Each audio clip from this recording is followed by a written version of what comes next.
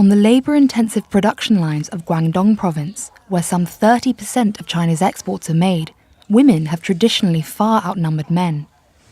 They are hired for their supposed docility, nimble fingers, and attention to detail.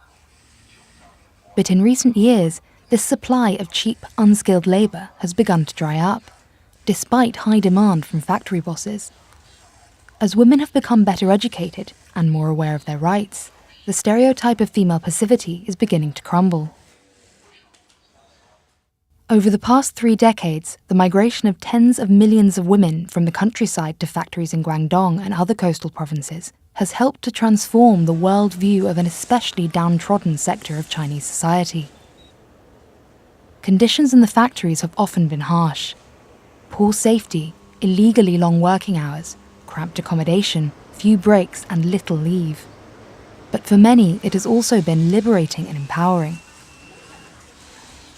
Women are still not as well educated as men, with about a year less in school on average. But the gap has been narrowing. Crucially, China's changing demographics have been shifting in their favour. Labour shortages that began to hit low-skilled manufacturing in the second half of the last decade have driven up wages and forced factories to improve working conditions.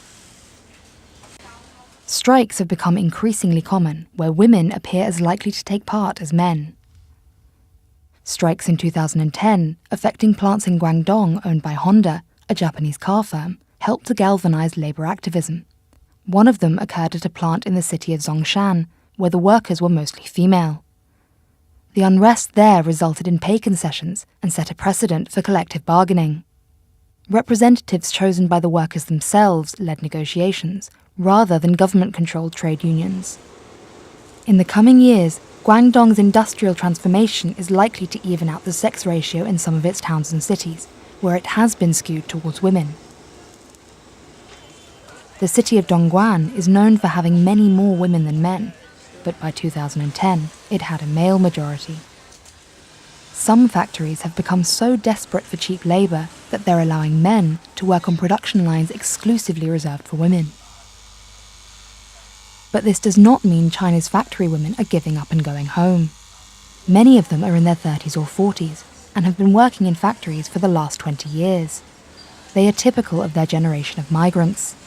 They have become urban, and their children know nothing else. Having left behind their agricultural past for an industrial future, they are unlikely to turn back now.